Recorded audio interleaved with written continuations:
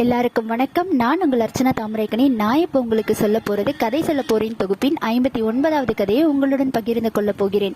இந்த கதை தெனாலிராமன் அவர்களை பற்றிய கதை. தெனாலிராமன் யாருன்னா, விஜயநகர பேரரசை ஆண்ட கிருஷ்ணதேவராயரோட 8வது அவைப்புலவர் தான் தெனாலிராமன். தெனாலிராமன் விகடகவி மட்டும் இல்லாமல் காமெடியாக நகைச்சுவையாக என்னென்ன விஷயங்கள் செய்யணுமோ அதை சரியாக செய்யக்கூடியவர், மிக அறிவு கூர்மையானவர். அவர் ஒரு முறை தன்னுடைய நண்பர்களோட காட்டுக்கு போகும்போது அங்கே அந்த காட்டில் இருக்கிற ட்ரைபலோட தலைவர் இருப்பார்ல, அதாவது காட்டுவாசி கும்பலோட தலைவர்கிட்ட மாட்டிப்பாரு. அப்படி மாட்டிக்கும் போது அவங்க என்ன பண்ணுவாங்கன்னா, நரமாமிசம் சாப்பிட்றவங்க, அதாவது மனிதர்களை சாப்பிடக்கூடியவர்கள். அதனால இவங்களை எல்லாரையுமே கட்டி வச்சிருப்பாங்க. நண்பர்களோட சேர்த்து தெனாலிராமனையும் கட்டி வச்சிருப்பாங்க. அப்போ அந்த காட்டுவாசி தலைவர் என்ன சொல்லுவாருன்னா, நான் ஒரு கேள்வி கேட்கிறேன், அந்த கேள்விக்கு நீங்க பதில் சொன்னீங்கன்னா நீங்க இங்கிருந்து தப்பிச்சு போக முடியும் அப்படின்னு கேட்கிறாரு.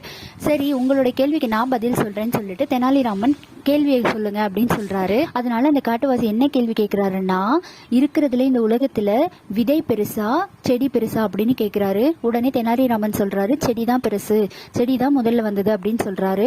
உடனே அந்த காட்டுவாசி சிரிச்சுக்கிட்டே, இல்ல இல்ல, நீ சொன்ன விதை தவறு, விதை தான் ஃபர்ஸ்ட் வந்திருக்கும் அப்படின்னு சொல்லுவாரு. உடனே அது எப்படிங்க அப்படின்னு சொல்லிட்டு தெனாலிராமன் மறுபடியும் அவர்கிட்ட ஒரு கொஸ்டின் கேட்பாரு. அந்த காட்டுவாசி கிட்ட என்ன கேட்பாருன்னா, நீங்க பெரியவரா இல்ல உங்க அப்பா பெரியவரா அப்படின்னு கேட்கும்போது, எங்க அப்பா தான் பெரியவர் அப்படின்னு சொல்லுவாரு.